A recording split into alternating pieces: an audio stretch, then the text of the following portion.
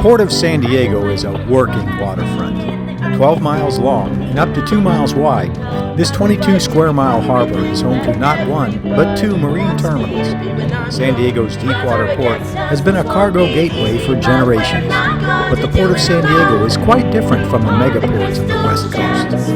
Here in San Diego, we're not a big port, not like Long Beach or like Los Angeles.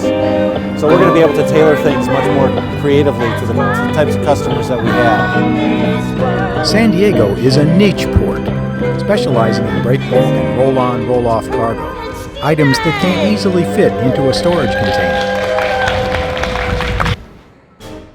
10th Avenue Marine Terminal. Housed on 96 acres of land, the 10th Avenue Marine Terminal is home to the largest cold storage facility on the West Coast. 300,000 square feet of on-dock space is dedicated to frozen and refrigerated storage.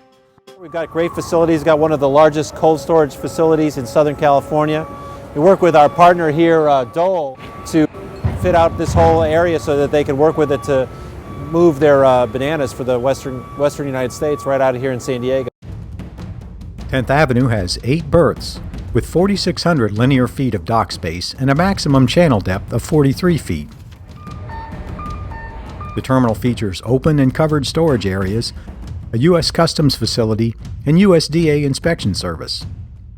10th Avenue's bulk loader has a capacity of 2,000 tons per hour and is connected to a completely automated 31,000 metric ton silo complex, automated for the storage and handling of bulk products. My name is Bill Christ. I'm the Chief Operating Officer for Eastern Car Liner. We're a Japanese-based steamship line that runs and operates break bulk and multi-purpose cargo ships. We've been calling the Port of San Diego for maybe at least 10 years. We looked at various ports on the West Coast, and after evaluating them, Port of San Diego was chosen as the best location. Having available storage area for the wind tower equipment is one of the key factors. And the port here has ample land and space, plus also the land-based equipment to handle these. 10th Avenue's mobile harbor crane, with a capacity of 100 metric tons, is in constant use, offloading break bulk cargo, windmill parts, and mega yachts. I am Jeff Euchre with Repower USA. I'm the logistics manager. We specialize in building and selling wind turbine components to various customers and developers within the wind energy sector. Repower USA did evaluate all the ports up on the West Coast. We basically chose San Diego based on the experience. With this kind of break bulk freight, we look for capacity, we look for having enough space, so when we do truck load out, our towers, for instance, are serialized, so they have to fit together as a set. If we import blades, the same thing, we need to make sure there's enough room. You want to make sure you have safe handling and that your cargo goes out damage-free. San Diego and the Port of San Diego has done an outstanding job helping support the needs of Repower USA. They've been great to work with, both the stevedores, the port itself, flexibility, schedules. It's been great. The U.S. military also trusts their precious cargo to the Port of San Diego. San Diego is one of 17 strategic ports designated by the Maritime Administration of the U.S. Department of Transportation. San Diego is the #1 strategic seaport in California that supports deploying and redeploying forces for the Department of Defense. Both marine cargo terminal facilities can accommodate loading, unloading, storage, retrofitting, and repair of U.S. military cargo and equipment. National City Marine Terminal. With maximum channel depth of 35 feet, the 140-acre National City Marine Terminal is resourcefully designed for the import and export of cars, trucks, and lumber. And it continues to generate new business. We had ports up and down the California coast that we looked at, and we chose San Diego. The primary reason that we chose San Diego was the strong workforce that's here. The rail service out of here is very strong, and these vehicles will be going to Texas. A key feature of the terminal is its $30 million dockside rail facility that accommodates 120 rail cars. It provides for rapid building of trains for the transshipment of vehicles. This is the only marine terminal with this auto rail facility on the West Coast. There was definitely a lot of competition. For this type of business, it's very good business for ports because the vehicles come in and they immediately ship out. So we're not storing vehicles here. They'll be shipped out immediately, and there are a lot of ports that want that business. From here, there's easy access to Los Angeles, the major metropolitan areas up there, to Mexico, to Imperial County. So it's a very convenient place from which to do business, from which to move the kind of bulk cargo that we're looking for here. Lumber and building materials are also imported and exported here. And National City is home port for Pasha Hawaii's Jean Ann, the roll-on, roll-off carrier connecting the mainland to Hawaiian ports. With its 4,275 feet of deck space, the Jean Ann can handle cargoes that range from rental cars to military cargo, such as Black Hawk helicopters, even amusement park roller coasters. Basically, it's a very well orchestrated plan of getting labor to the ship and getting the equipment on and off the ship. And there's about, at any given time in this facility, about 200 people that are contributing to the offloading and loading of the vessel. We're proud of our work. You know, it's a unique job. And anytime the ships decide to come here, it's because we've done a good job. And that's our pride, is doing the job.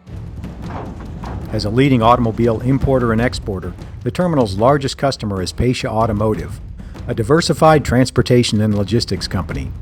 Pasha is a one-stop shop for automotive dealers. I'm Frank Cerrito. I'm the General Manager and Vice President of Pasha Automotive Services here in National City, California. Other than the unloading and loading of the cargo off of the ships, we also have our processing operation. It could be taking a car apart and putting it back together in our body shop, repairing dents and dings. It could be loading of rail cars, it's preparation of vehicles to go to the dealerships. What we can do for most of our customers is a series of accessory installations, electronics, tow hitches, whatever the dealer wants to put on the car. We personalize the car for the dealership. With our 30-year agreement that we just renewed with the Port of San Diego, we're looking at expanding our footprint and hopefully attracting much more cargo here. And we're going to work with you to make sure that our port serves your needs. A lot of big ports aren't going to be able to bend their operations like we can, but we're going to make sure it works for you.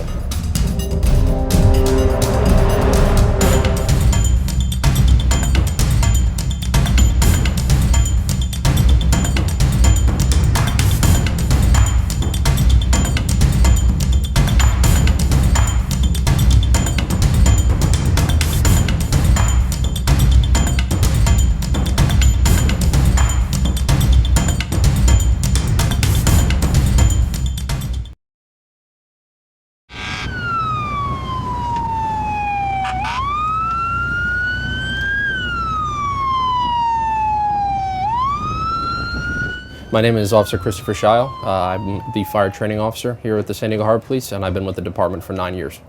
All of our officers are trained as Marine firefighters. When they get hired with the department, they go through the standard police academy, and when they come out, they have to go through an additional 120-hour Marine firefighting academy.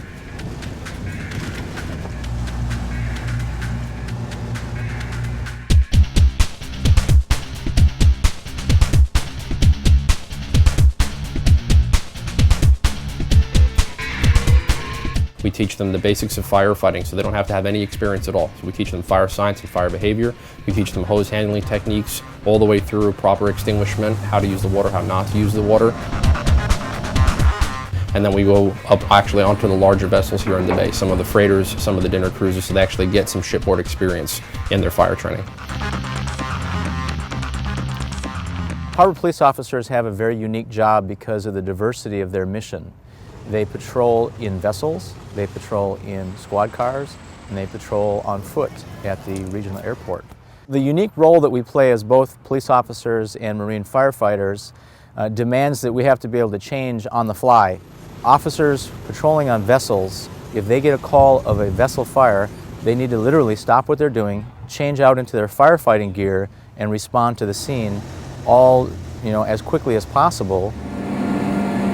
This is a Firestorm 36 that we're aboard right now. It is the newest fireboat that we have. It is essentially a floating fire engine.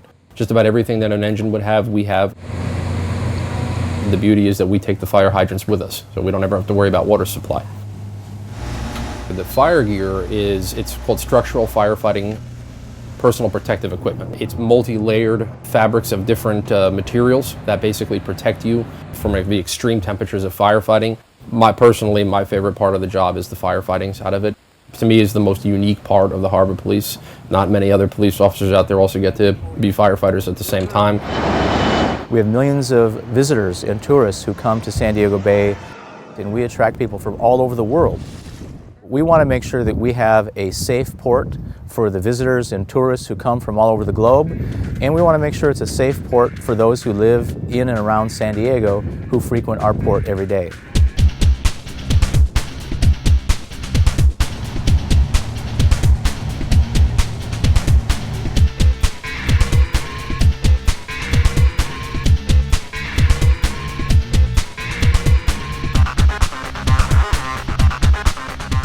I will fight in the name of Rose Quartz and everything that she believed in. I will fight for the world I was made in. The earth is everything I've ever known. I will fight to be everything that everybody wants me to be when I'm grown. The odds are against us, this won't be easy, but we're not going to do it alone.